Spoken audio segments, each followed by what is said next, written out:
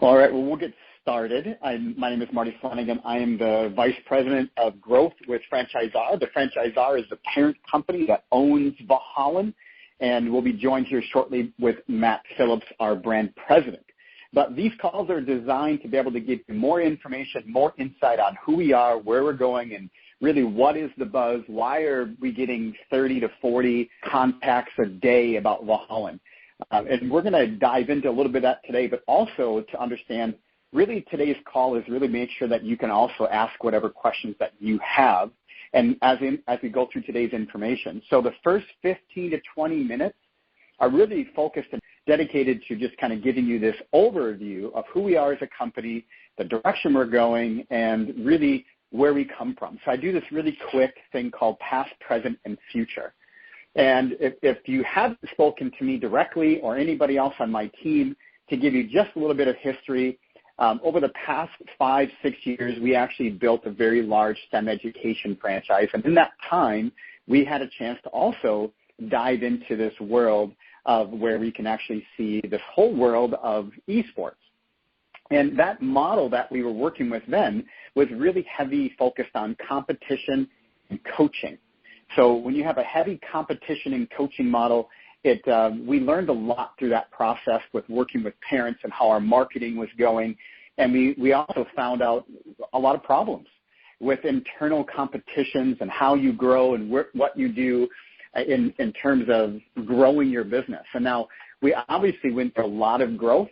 We went through a lot of change. We actually went into an entire system of understanding what parents were looking for. So in that time, we also did a lot of, in terms of the actual direction that we're going with parents, and parents were asking a lot of questions. So we actually solved a ton of problems by working with parents as well and understanding what they were looking for. So about 7 months ago, we actually changed our model. We changed and focused more on a competition and curriculum model. So this competition and education. And what we learned from developing that last brand, that coding brand that was a franchise called Code Ninjas, is we actually grew that from 0 locations to 760. So we know a lot about building a curriculum that focuses on cognitive skill development and soft skill development. So we took all that and brought it together, and we actually took that and brought it to Valhallan and used it as a vehicle. So the games themselves are a vehicle to actually deliver the curriculum, to deliver what we see and what parents are giving us feedback for. So we actually can see and show parents the cognitive skill development roadmap that their son or their daughter is going to be on when they're a part of Valhallan. This has actually turned out to be such an incredible opportunity because parents were giving such great feedback that we were able to actually see what they were looking for in terms of what they wanted. So we did a ton of polling. We actually have a tremendous amount of data. Understanding when you have 760 territories, you get a lot of data. You get a lot of data to tell you how far parents are going to travel for different programs that we offer.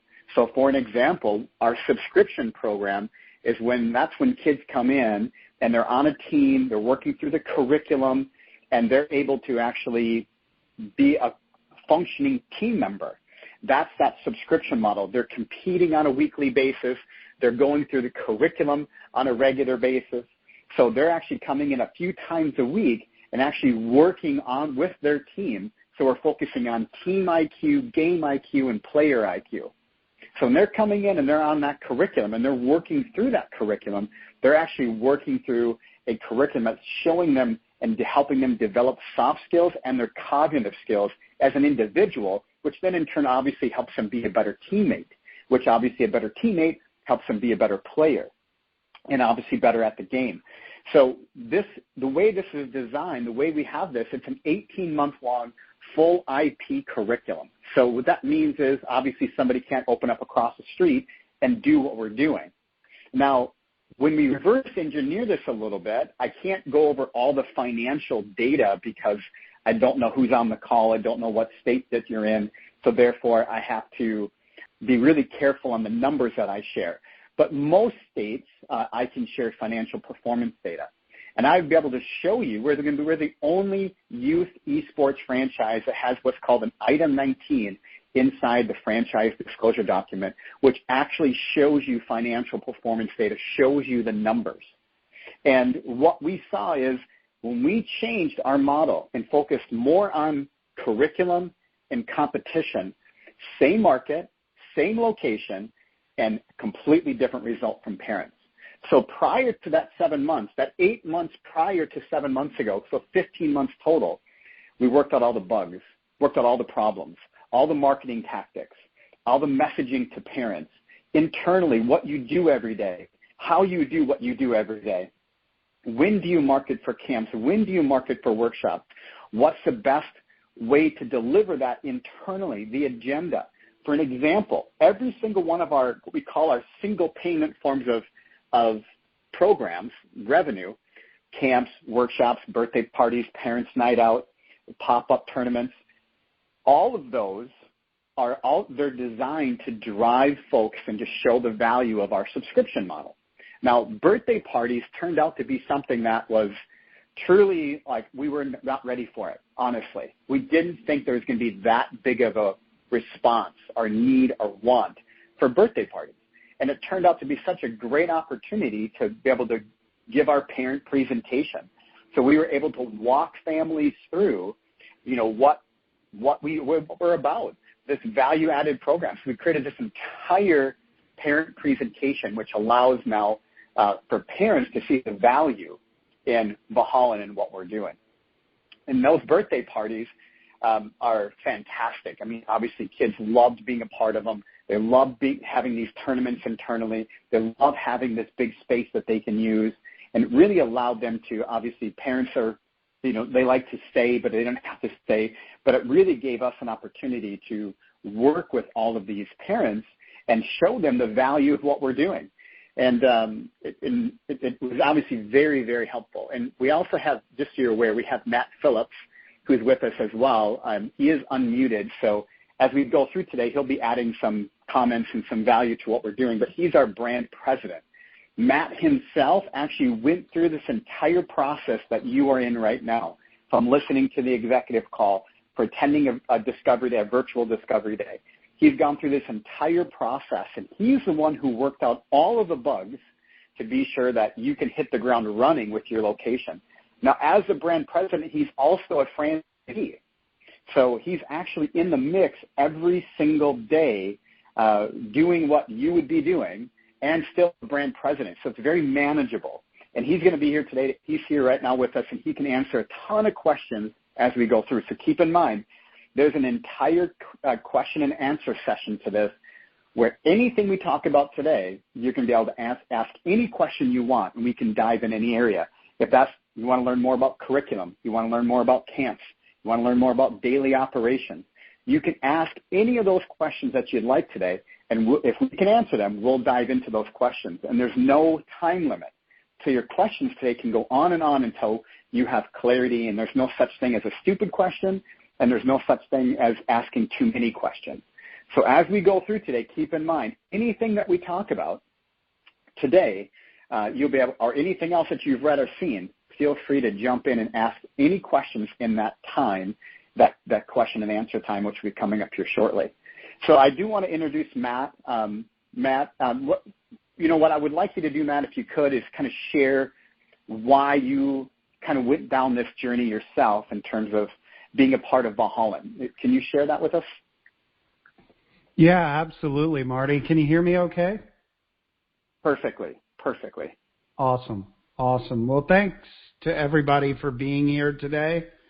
It's just an awesome day out there, except for our friends in Florida, so our thoughts and prayers are with them. Hopefully you don't have any loved ones down there that are in trouble, but we'll kind of watch the news and see what's going on with this hurricane down in Florida. I am located in North Carolina. My arena is in Cornelius, North Carolina, which is about 20 minutes north of Charlotte. And I started in the esports business about 2 years ago and opened up this arena. I first started though with a mobile operation in our city of Huntersville, North Carolina, and had laptop computers and kids coming into our recreational facility. And, you know, I originally thought that this business was going to kind of be a side hustle for me, to be honest with you.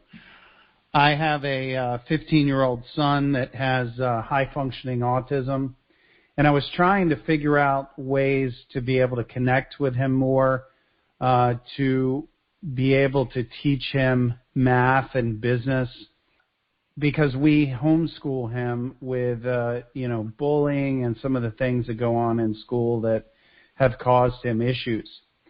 And so starting this esports business, we originally put an ad out, and we had about 20 kids that came in on the first night with this simple Facebook ad that we put out with targeted demographics.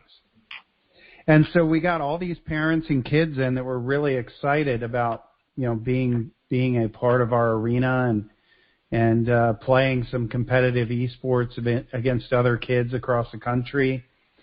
And, you know, suddenly it just started getting to be more and more and more kids, to now we have, we had to open up our own arena because doing something mobile for us just didn't make a lot of sense with our business model. And so we jumped on board with Valhallen.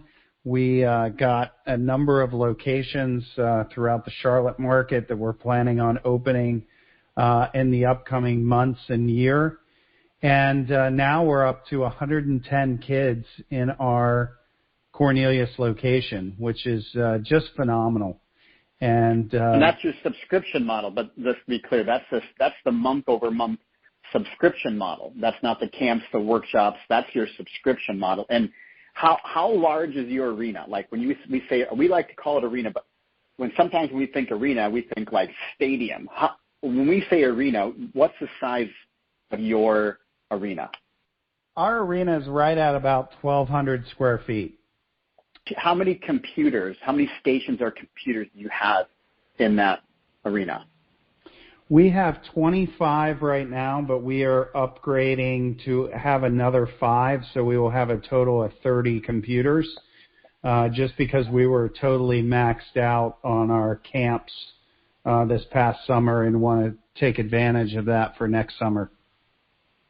And then what do you think your capacity is for the subscription model for 1,200 square feet? You're at 110 now. What do you think your capacity will be? Well, when you're talking about the subscription model, just for those that need more clarity, we're talking about Monday through Thursday. So this is our practices where we have the kids come in for an hour of practice and then an hour of match play in our league called the North American Esports League. And so they will come in for 2 hours, and they pay a monthly subscription to be able to come in, be coached, and be able to play in our league.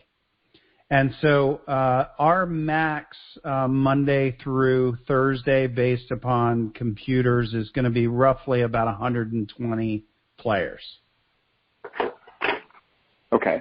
And then now when we talk about, so then I can imagine if there's some folks probably asking in the back of their head, what do we do Friday, Saturday, and Sunday? We're not going to get into that. You and I, we'll let anybody ask that question during the Q&A time, and Matt can dive into what he does on Friday through Sunday. But I'll let somebody ask that question as we go along. I want to focus on the subscription and that league play. So we talk about 120 kids is your capacity, 1,200 square feet. You're going to have 30 stations, 30 gaming stations set up, and 1,200 square feet. And the investment, we talk about this a lot, the investment to open that type of a space, we tell everybody that range of anywhere from like $125,000 to about $175,000. We have quite a few folks landing in the middle of that at $150,000, and some that probably do it for a little bit less. But that's usually the range So when you hear all those numbers coming out of Matt, you're going to be able to actually, and Matt's probably already done this, is nail it down to what station, how much each station is worth when it comes to, and when you're looking at having kids coming in and you have 110, 120 is your capacity. You're really going to be able to nail down each. You can almost go by square footage of revenue if you wanted to. And when it comes to moving from mobile to going to your fixed location, what was that experience like? Because a lot of people ask about that. They all will be like, well, why can't I just be mobile? Why can't I just go here? Why can't I, do this? What was that like from going from mobile to a fixed location? It saved me an awful lot of time, and I'll explain why. My business partner, Jim McDonald, and myself, we bought 22 laptop computers. We had the cases, the big Pelican cases that all of the computers go into, the network switch, all of the wiring, the mouse pads, the mice, tablecloths, all of those kind of things. And so we both had a job at the time. My partner, Jim, is the traveling secretary for the Carolina Panthers. And I was in the real estate business, kind of renovating properties and setting up Airbnbs and things like that. And so when we were done with our day, we would store everything in Jim's garage, go pick up everything, drive over to the local recreation center, set everything up, network everything, test everything, make sure that their internet, which we don't have any control of, is working properly, that the place is clean. So a lot of times they would have camps and different things, and so we had to clean our room up and those kind of things. So it took us about 40 minutes to set up and about 40 minutes to tear down. And as a part-time business for us, which was 4 in the afternoon or 5 in the afternoon until about 9 o'clock in the evening, it just didn't make a whole lot of sense for us to spend another couple of hours setting up and tearing down. So we found a great space right down the road that was convenient. Didn't have to be, next to a Target or a Walmart or something like that, but made a lot of sense as a safe place for kids and parents to be able to come in and out of.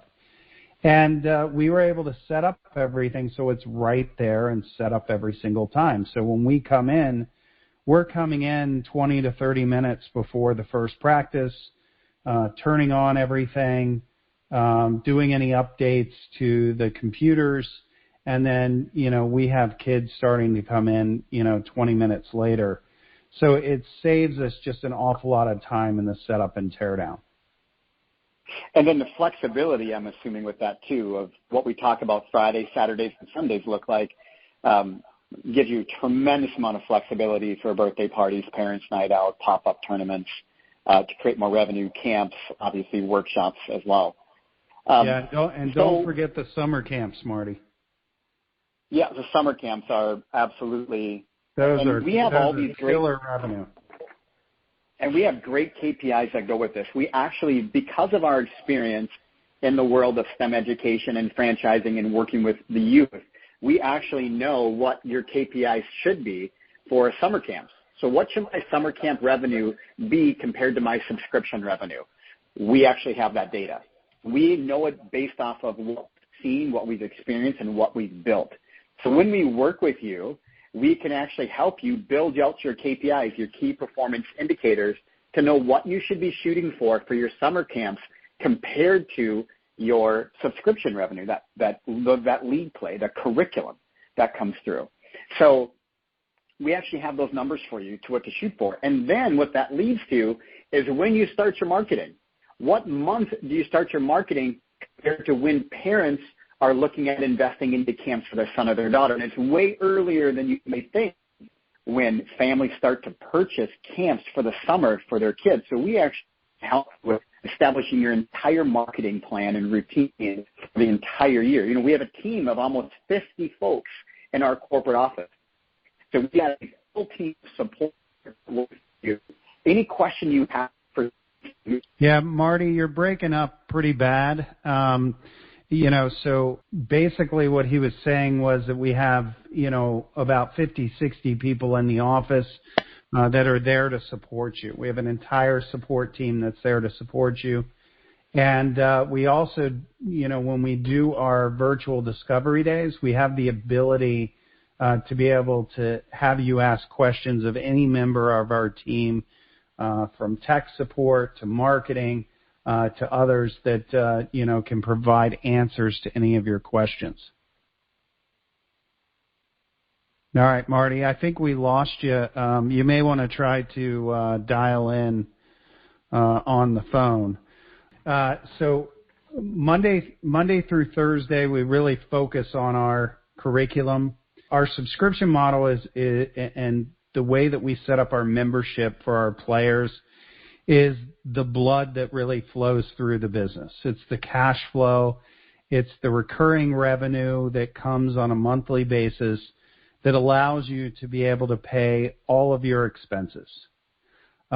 So you will have a break-even amount of players that we are able to help you with and help and guide you of what that number is going to be. And our goal is to get you to that number as quick as we possibly can so that you can then concentrate on profitability. And that profitability is going to come from additional players that pay membership. It's going to come from birthday parties on Friday and Saturdays. It's going to come from Parents' Night Out on Friday nights that we run from 6 to 10 o'clock. And it's going to come from our summer camps, which, we run morning and afternoon summer camps, so we're able to maximize our computers. So if we have 20, 25, 30 computers, we're able to have 25 kids in the morning and 25 kids in the afternoon and be able to double up on that camp revenue. Marty, are you there? I'm trying. Can you hear me or no? I can hear you now. Okay, if there's any feedback, let me know. It's acting up a little bit. So I appreciate it. If anybody, I'm going to actually, since there's a little connection issue, Matt, you did obviously a fantastic job explaining all of that. I'm going to roll right into question and answer, so anybody can ask any questions you have. You can actually virtually raise your hand, and it should have told you how to do that. I believe it's *9 or *6. And when you virtually raise your hand, I can unmute you, and you can ask any question that you want. So if you have any questions you want to ask Matt or myself for today, please feel free to virtually raise your hand, and we can go over any questions that you may have and talk about. So when we talk about what we are as a franchise, and as you consider more about what we do and how we do it, I'm actually going to unmute Matt here because it muted him there. I'm sorry, Matt, you muted a little bit. Can you hear me okay?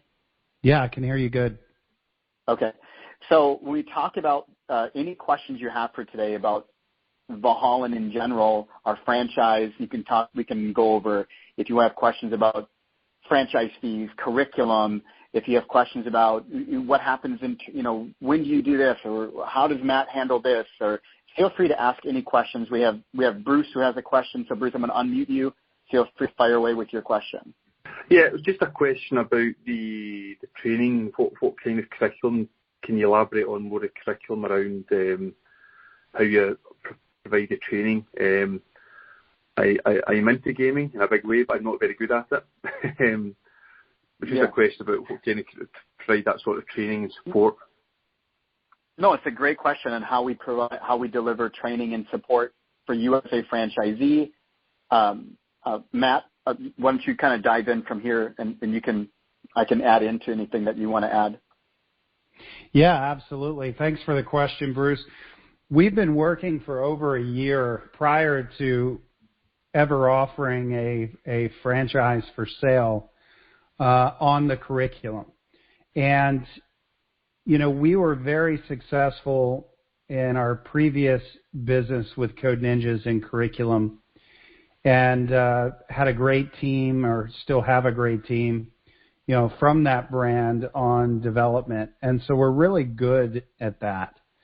And it's really designed to keep players engaged and to be able to show parents progress in their players' activities, so that it's not just gaming.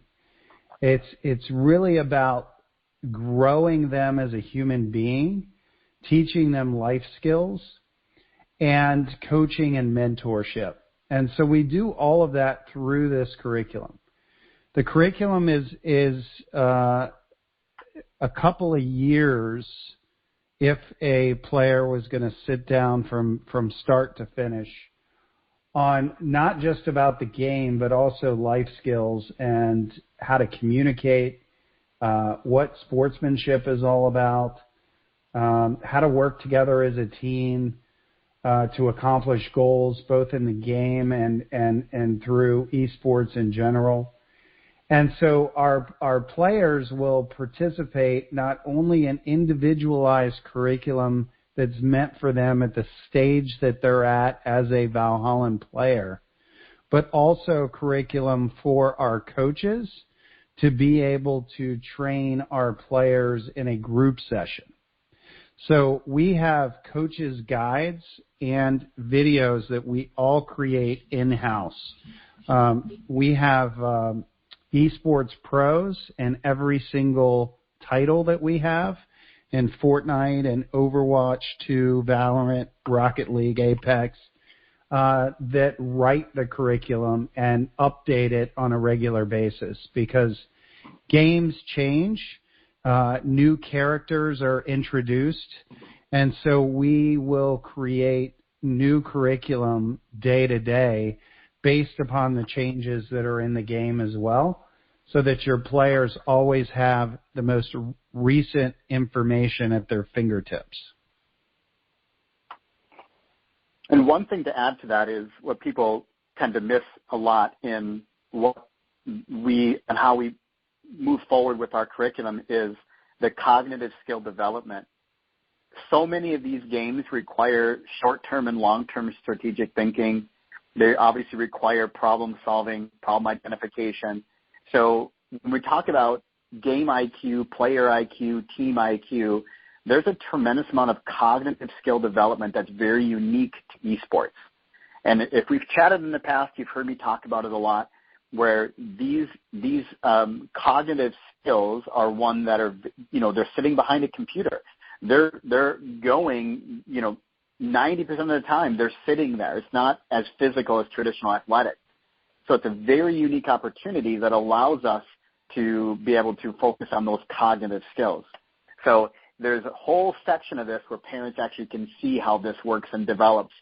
We solve problems for parents. We solved problems for franchisees. We solved problems for our players so that our players are able to smoothly transition into our system, be placed on the proper team, have the right code of conduct, right off the bat understand. The collegiate level is having a hard time because not by getting players, but by getting players who know how to function on a team. And there's so many aspects of this when kids go get their first-time jobs or they go to college, they don't know what it's like to be on a team. 90% of kids are currently right now playing esports and gaming. That's 90%. Yeah. And we're connecting that virtual world to reality, to the real world. And Marty, if I could elaborate on that for just a second, I get asked all the time by friends and colleagues, great, you open up something and kids can come and play video games in. But it's really so much more than that because, when we look at traditional sports like baseball and soccer and football and others, from the time that a child is 5 years old until they get to college, they have individualized coaching. They have facilities that they can go and practice in. They have group coaching. There's travel teams, leagues that they participate in as well. And esports now has overtaken Major League Baseball in viewership. And colleges and universities are jumping on board as quick as they possibly can and setting up esports facilities. But they just don't know about how to go about getting the players, because the individualized training, the facilities, the fields, all of those don't exist yet. And so Valhallen is filling that need of college and universities and pro teams by taking a 7-year-old and teaching them how to communicate with each other, how to work together as a team, all the way up through high school. And those are the kids that we focus on in our facility, so that we can then hand them off to the college coach and say, hey, now you've got someone who's really ready to play. And by the way, there's over 320 colleges and universities in the U.S.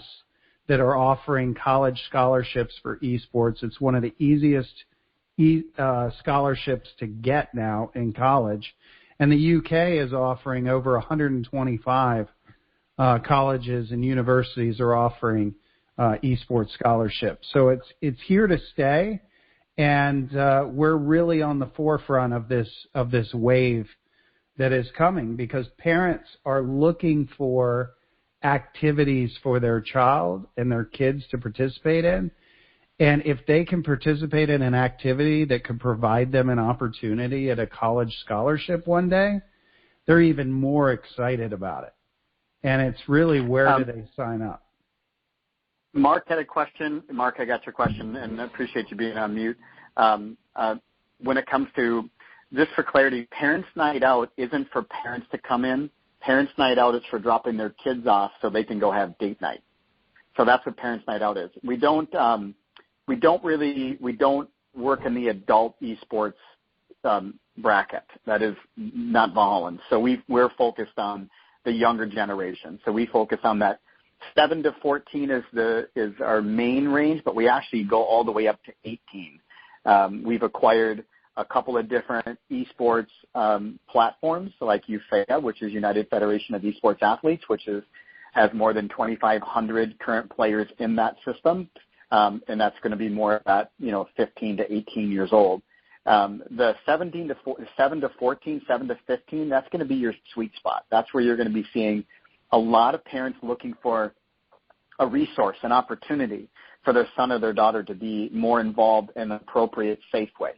And again, we explain this to parents by saying, if your son or your daughter wanted to play proper football, you're not going to throw them proper football and then tell them to go to the park and learn, right? We're going to put them in an organized, structured setting, and that's what we've done.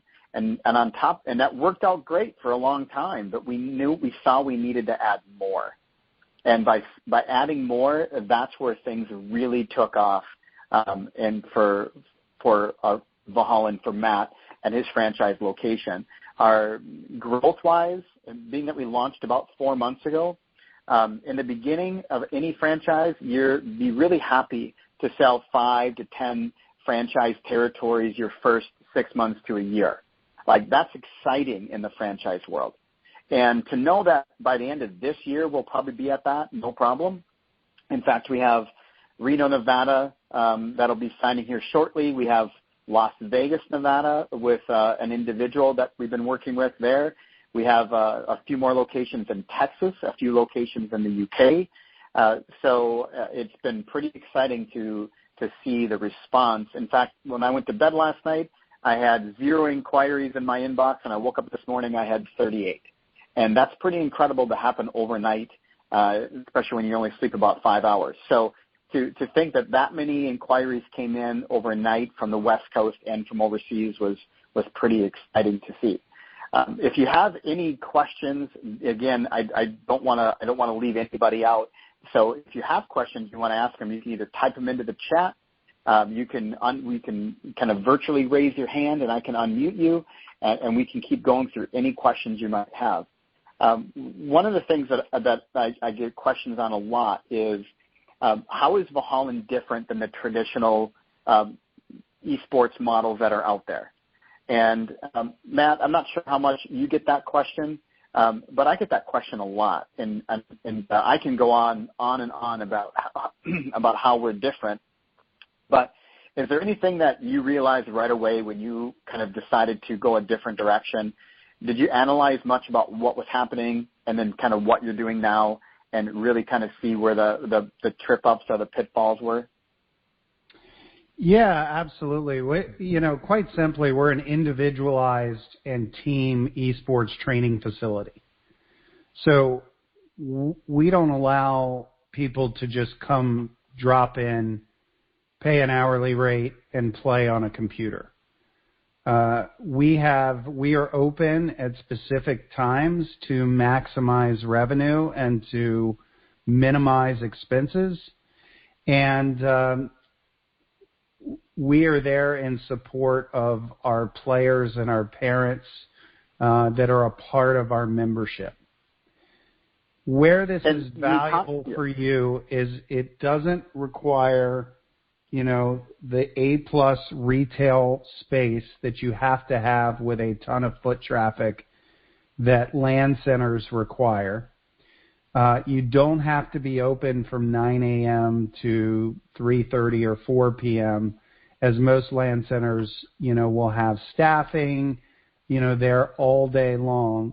You're not having to run your electricity, during that time, those kind of things. Although, if you wanted to be open, we provide opportunities that are available for you to be open and to generate revenue.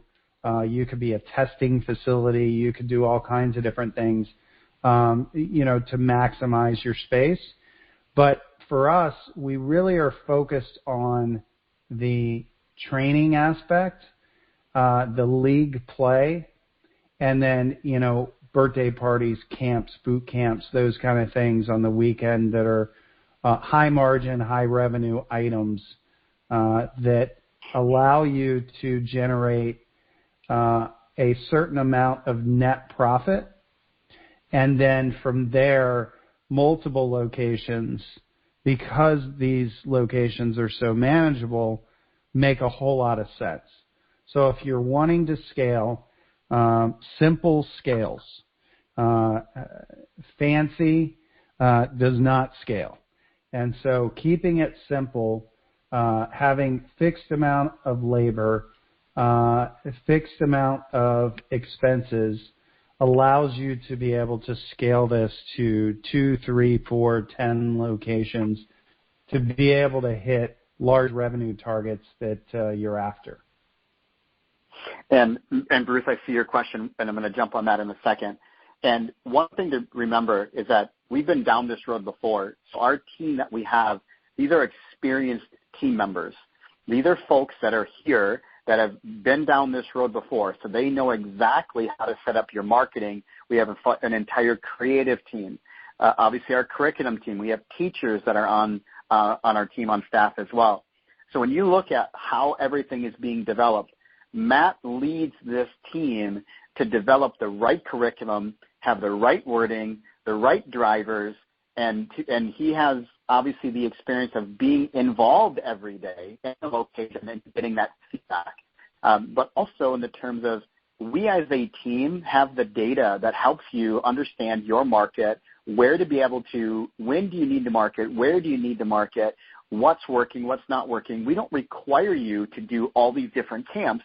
You can actually just pick a la carte which camps are going to fit best for you. And these camps are prepared. They're done. The curriculum, prepared. It's done. You don't have to worry about trying to think of what camp should I do or, should I make up my own? You don't have to do any of that by yourself. This is a team. This is a franchise, and we're here supporting you, growing the business, and helping you, obviously, when it comes to building your Valhallen, and whether it's one location or multiple locations. When it comes to like the franchise, Bruce, it comes to franchise fees and ongoing fee percentages, it's really quite simple. We built everything internally. We are our own payment processor. We are our own CRM. We are our own technology. So that allows us to run at a lower overhead. We do not use brokers. So we talk about a franchise fee. When you see franchise fees that are that $35,000, $40,000, $45,000, those are franchises that typically use brokers. So that franchise fee gets split between the franchisor and a broker. So our franchise fee is low. We're at $20,000 because we don't use brokers. So we don't have to pay out any commissions. Everything, that $20,000 goes directly into supporting you, working with you. Before you create $1 worth of revenue, you're being supported by an entire team. And that's essentially what that franchise fee goes to, and really gets chewed up quite quickly when you have a team of folks that are supporting you. We don't just have 1 or 2 or 3 people. This is an entire team. And being that we don't use brokers, you're able to reach out to me or anybody on our team at any moment through our internal communication channels. So not only do we host regular town hall meetings with franchisees, already set and prepped to have a franchise advisory council, these are all actions that come from being experienced in the world of franchising to be sure that when you come aboard, you have the right support structure that can help you grow in your community, not just a cookie cutter approach, but actually in your community. I think we have another question. Here, you unmuted. You raised your hand there. First name is Hay. I don't know if I'm saying Hay. Is that how we say that?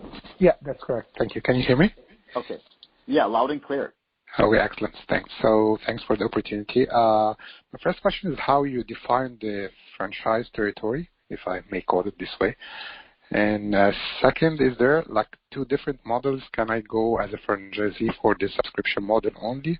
Or there's then another one that Matt mentioned, which is like the a local place or where students come to visit and sit and play? Okay, I think I picked up both your questions there. So as a territory-wise, we actually have an entire territory selection process.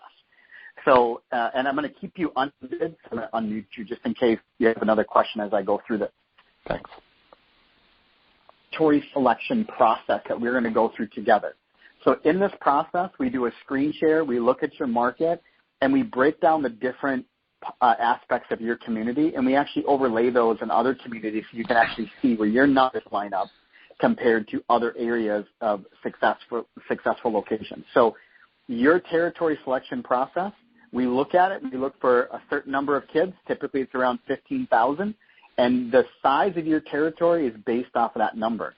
Now, another aspect of what we do is in this territory selection is we obviously do drive times because we know exactly how for that monthly tuition program and how far parents will travel for the single program. So 2 different buckets there of travel times.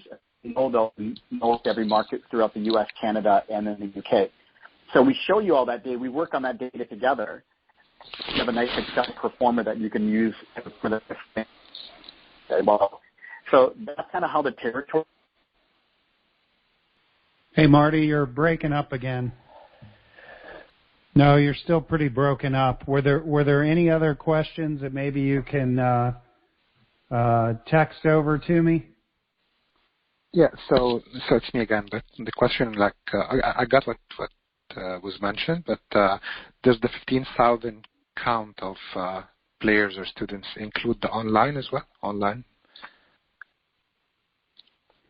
I'm not sure I understand the question. Are you saying what about the online? Are you saying about the curriculum? No, like the online. So it was mentioned that the territory, one of the criteria to define the territory is to include 15,000 students or players that are living within the area, right?